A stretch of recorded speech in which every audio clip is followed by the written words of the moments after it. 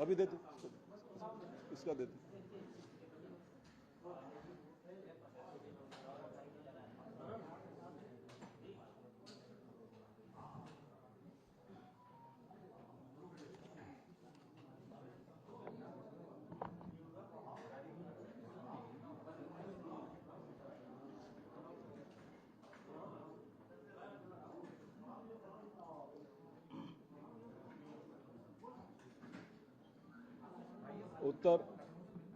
शुरू करें।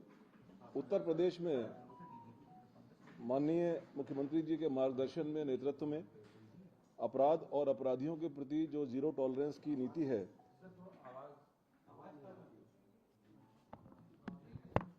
ठीक है, ऑन तो है, माइक तो ऑन है, माइक ऑन है।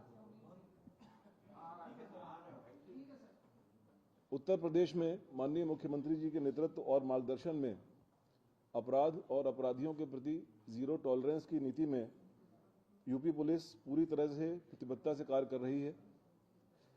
जीरो टॉलरेंस की इस नीति के तहत ही उत्तर प्रदेश पुलिस ने न केवल 25 करोड़ लोगों की सुरक्षा उपलब्ध कराने की, बल्कि सभी पर्व और त्योहारों को शांतिपूर्वक संपन्न कराया है और कराने में सक्षम है। सरकार के इन प्रयासों के क्रम में कुछ विशिष्ट चुनौतियां हैं, जिनका सामना करने के लिए उत्तर प्रदेश पुलिस ने एक मिशन अस्मिता लॉन्च किया था, जिसमें पूर्व में अवैध धर्म परिवर्तन के सिंडिकेट के कुछ अभियुक्त गिरफ्तार किए गए थे। इसमें मोहम्मद उमर गौतम, मुफ्ती जहांगीर आलम कासमी, इनको एटीएस ने गिरफ्तार किया था। इसी क्रम में हाल में छांगुर बाबा उर्फ जमालुद्दीन उर्फ जलालुद्दीन के अवैध धर्म परिवर्तन के सिंडिकेट को भी उसको पर्दाफाश किया गया। एसटीएफ के द्वारा और एटीएस के द्वारा उसकी इन्वेस्टिगेशन जारी है, जिसमें कई चौंकाने वाले तथ्य सामने आए हैं। यह अभियान जिहाद के नाम पर अंतर्राष्ट्रीय जिहादी फंडिंग प्राप्त करने, रेडिकलाइजेशन की कार्रवाई करने और राष्ट्रीय सुरक्षा में सेंध लगाने के उद्देश्य से अवैध धर्मांतरण, डार्क वेब और अन्य नेटवर्क के जरिए गंभीर अपराध करने वाले अपराधियों के विरुद्ध है। इसी कड़ी में जनपद आगरा में हाल में ही एक उल्लेखनीय कार्य किया गया है, जिसके बारे में अभी कमिश्नर पुलिस आगरा डिटेल में बताएंगे। इस कड़ी में 6 प्रदेशों में साइमल्टेनियस दबिश देकर के 10 लोगों को गिरफ्तार किया गया है, जो कि देश के विभिन्न राज्यों में विशेष तौर पर कम उम्र की लड़कियों को प्रलोभन, लव जिहाद और अन्य तरीकों से प्रभावित करके धर्मांतरण के कार्य में लिप्त थे।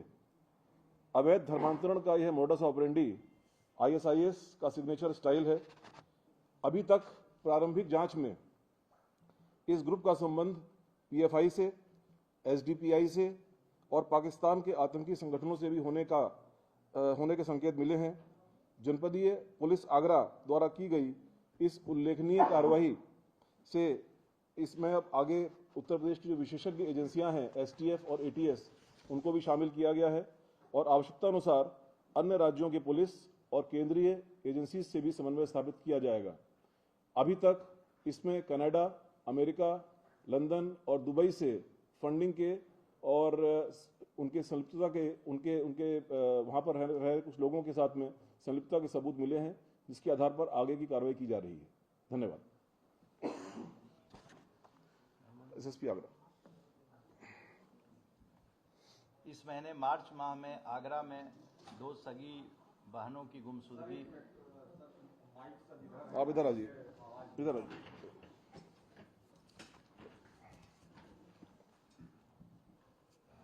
इस वर्ष में मार्च माह में आगरा के सदर बाजार थाने में 2 सगी बहनें, जिनकी उम्र 33 वर्ष व 18 वर्ष थी, जिनका नाम अमीना और जोया था, उस संबंध में सदर बाजार थाने में गुमशुदगी दर्ज कराई गई।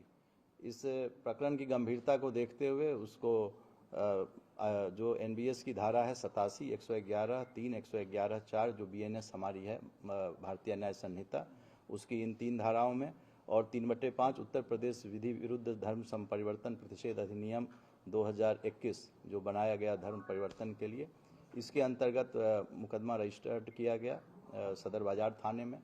तत्पश्चात जो हमारा साइबर थाना है, साइबर थाने में इसको ट्रांसफ़र किया गया और इसके बारे में पूरी जानकारी डीजीपी सर को और एडीजी एलओ सर को दी गई। इसके बारे में घटना के जब हम लोग तह में गए, जब इसको दिया गया, इसीलिए साइबर जो हमारी साइबर थाना है उसको, तो घटना के तह में जाने पर पता चला कि कई प्रदेश में कम से कम 6 प्रदेश ऐसे थे जहां पर जो लोग बैठे हुए थे वहां पर ये लोग रेडिकलाइजेशन को बढ़ावा दे रहे थे, लव जिहाद में संलिप्त थे और इसकी फंडिंग विदेशों से होती है, जैसा सर ने बताया कनाडा से, यूएस से इनकी फंडिंग हो रही थी।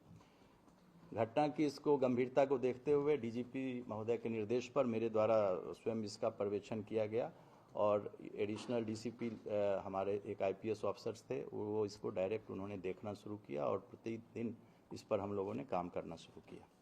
घटना के संबंध में साक्ष्य जुटाने के बाद जो प्रकाश में 7 अभियुक्त आए थे उनके खिलाफ हमारे जो न्यायालय है आगरा की न्यायालय से उनके खिलाफ एनबीडब्ल्यू वारंट लिया गया तथा बंगाल, गोवा, उत्तरांचल, उत्तराखंड, दिल्ली, राजस्थान और वह उत्तर प्रदेश में 11 जगह पर हमने अपनी टीम को भेजा, जिसमें 45 से 50 लोग हमारे थे जो कि इस रेड की टीम में गए थे।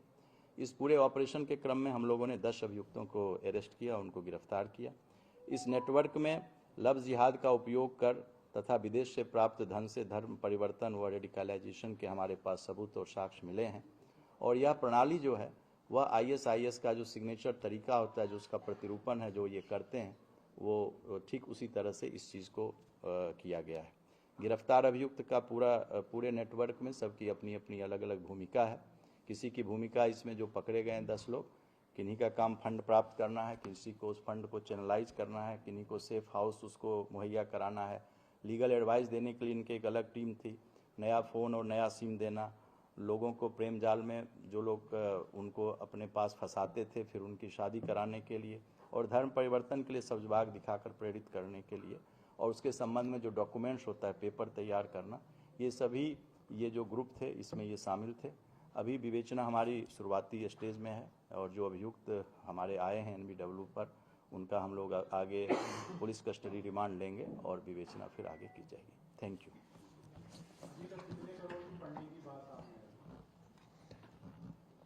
मैंने कहा अभी विवेचना हमारी शुरुआती स्टेज में है, विवेचना जैसे जैसे बढ़ेगी तो आप लोगों को इसके बारे में जानकारी।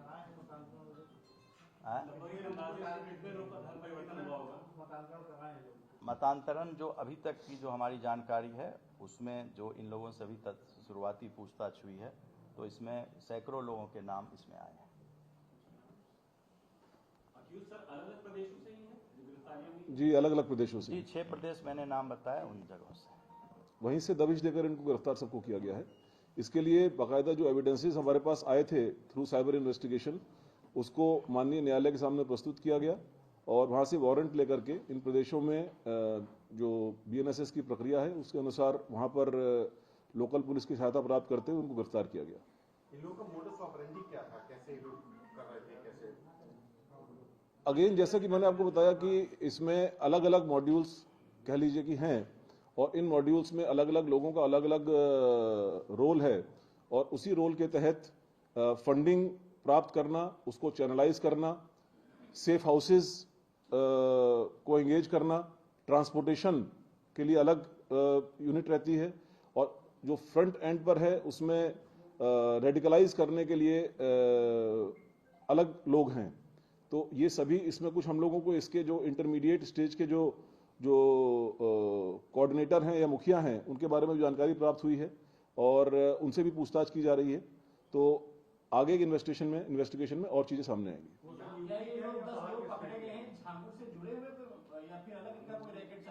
ये अभी तक दोनों के बीच में कोई कनेक्शन सामने नहीं आया है।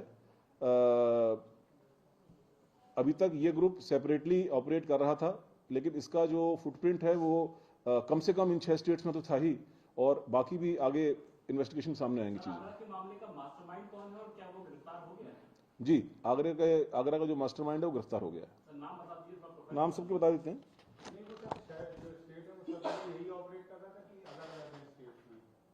नहीं, ऐसा है ना, जैसे कुछ लोग जो बैक एंड पर कोऑर्डिनेट कर रहे थे वो कॉमन है। अब जो सामने रेडिकलाइज करने का काम या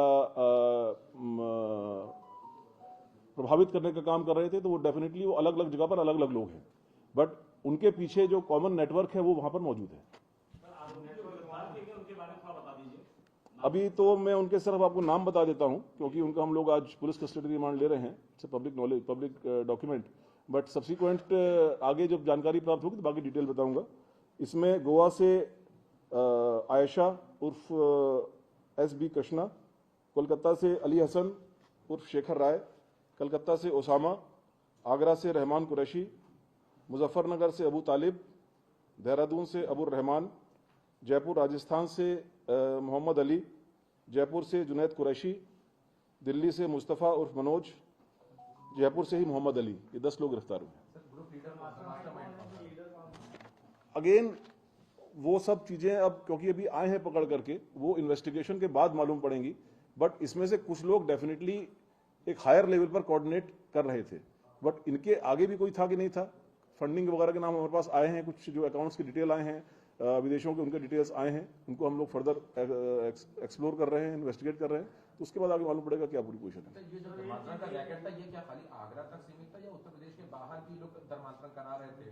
अगेन ये सब हमारी प्रिलिमिनरी इंक्वायरी है, अभी प्रिलिमिनरी स्टेज पर है अभी इन्वेस्टिगेशन। तो जो इनसे जो प्रारंभिक बातचीत हुई है, उन्होंने इस चीज को काफी जगहों पर करना और उसमें कई लोगों को सक्सेसफुली कन्वर्ट करने की बात स्वीकारी है, उनको वेरीफाई किया जा रहा है और वेरिफिकेशन के बाद जो एक पुख्ता जानकारी होगी आपसे शेयर की जाएगी। इस तरह के मामले लगातार आ रहे हैं, छांगुर वाला पकड़ा गया, अब ये गैंग पकड़ा गया, तो इसकी रोकथाम आगे बढ़ते हुए संगठित अपराध की तरह हो रहा है, तो इसकी रोकथाम के लिए क्या पुलिस क्या करेगी? यही तरीका है, जब आप एक संगठित गैंग को पकड़ते हैं तो उसका पूरा नेटवर्क एक डिस्टर्ब होता है और उसमें फाइनेंसिंग से लेकर के कोऑर्डिनेशन का जो काम वो लोग करते हैं पीछे, उससे लेकर के सारी चीजें डिस्टर्ब होती हैं। सबसे इफेक्टिव तरीका किसी भी ऑर्गेनाइज्ड क्राइम को पकड़ने का उस क्राइम की गहराई तक, सतह तक, तह तक जाना और उसके पीछे सम्मिलित जो अपराधी हैं उनका पर्दाफाश करना, उनके विरुद्ध वैधानिक कार्रवाई करना है, वही कार्रवाई की जा रही है। कोई नाम है पर्टिकुलर जो गैंग आगरा में चल रहा था, उसका कोई पर्टिकुलर नाम? नहीं, ये गैंग उस तरह के नहीं है कि जैसे मान लीजिए कोई अगर कोई एक कन्वेंशनल क्राइम होता है, कोई डकैती का क्राइम है या कोई एक्सटॉर्शन का क्राइम है, तो उसमें एक नाम से, क्योंकि वो नाम के आधार पर ही उनका वो काम चलता है। यहाँ पर तो अपनी पहचान छुपाते हुए या अपनी बात को छुपाते हुए वो आगे काम करते हैं। तो ऐसा कोई गैंग का नाम नहीं है, बट जो गैंग के सदस्य हैं, जो भी इस पूरे ऑर्गेनाइजेशन, इस ऑर्गेनाइज्ड क्राइम के सदस्य हैं, वो काफी टाइम से ये काम कर रहे थे।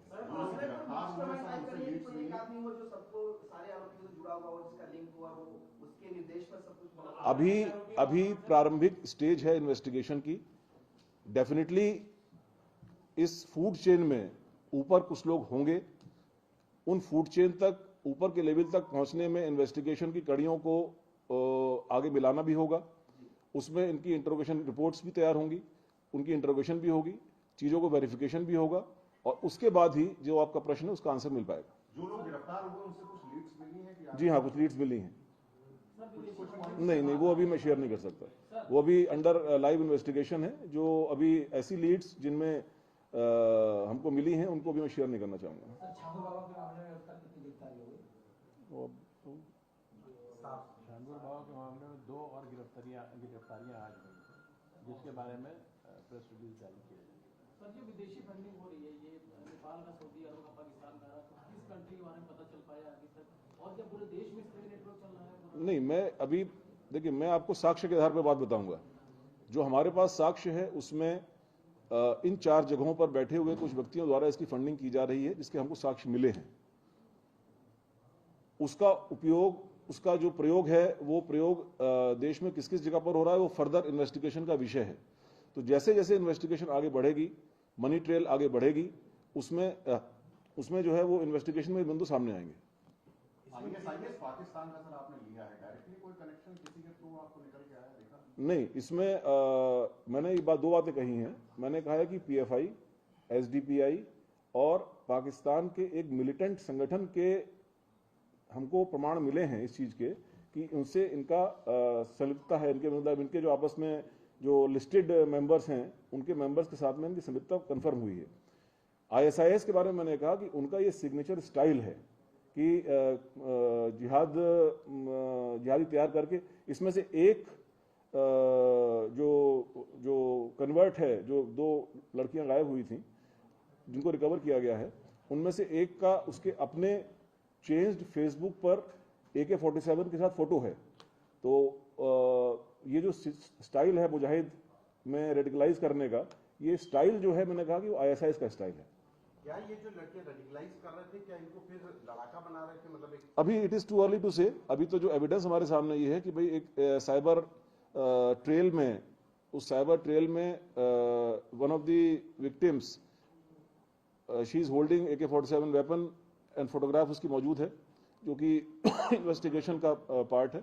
बाकी आगे क्या स्टेज पर पहुंचे थे, नहीं पहुंचे थे, कैसे कर रहे थे, हम लोग इन्वेस्टिगेट कर रहे हैं। काफी कुछ बताया है, बट वो भी मैं शेयर नहीं करना चाहूंगा, अभी मैं शेयर नहीं करना चाहूंगा।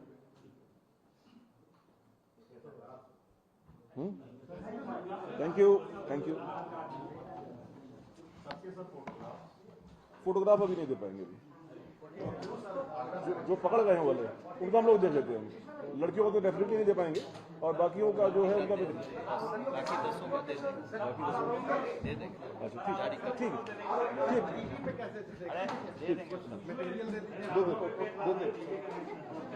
देते हैं मुझे।